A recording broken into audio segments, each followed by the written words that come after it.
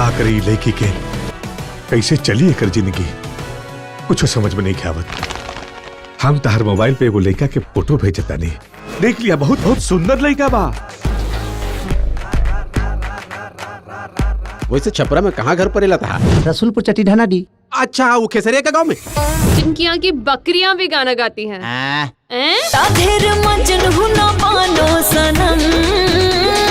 Mummy कसम एगो चुमा के बाद कुछ करब ना हम।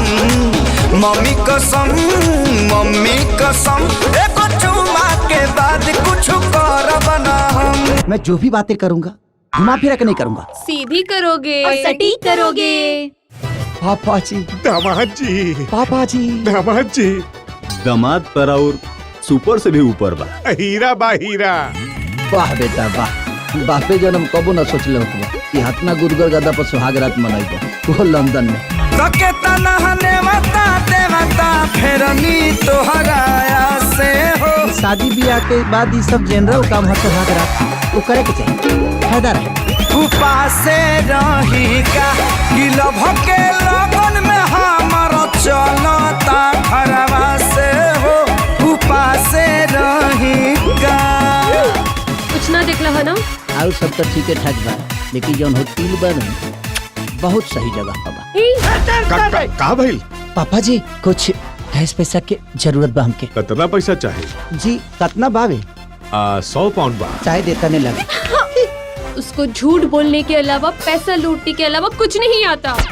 कसम खालल बड़ा का कि ना सुधर पाओ। मैंने तोहरा ऐसा कहे लगता। हेलो, ई क्या? जी जी, ये हमार नौकर। पापा जी बहुत ज्यादा होता।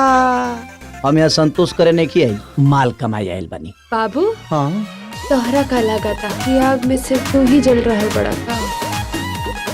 मैडम कहीं तो के हमसे प्यार वार तरीके न हो गए। मस्ती में होके मन हो जाता वे हर क्षण केहू होई तैसन जेके बनैती सजन। बात दिल बाते ओकरे से कहती कि तोहरा ओढ़नी पबूल देती धावा बुझवैया के जे हवा रहती।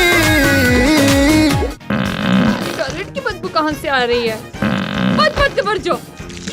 ये हमार प्रॉपर्टी के पेपर बा जे हम तोहरा और दामाद जी के नाम कर दिले बनी। बैंक अकाउंट से 5 लाख पाउंड के ट्रांसफर। और ये बैंक ट्रांसफर भी उहे करावले बा पापा। बहुत तकलीफ के लिए बड़ू तू हमरा के, हमारा सारा अरमान पर पानी फिर दे। चलते समझना पैसे के अलावा कुछ ना दिखला तोहरा। कब भुलाए ऐसे मत करी चाचा जी, हमरा बहन के जिंदगी बर्बाद हो जाए। कहाँ लेके आई हाय जिंदगी, कहाँ लेके आई। 2 लाइन तो इंग्लिश में नहीं बोल सकत, अपनी औकात में रहा। हमरा के कुकुर खानी जा रही हो, हमरा दुख होला।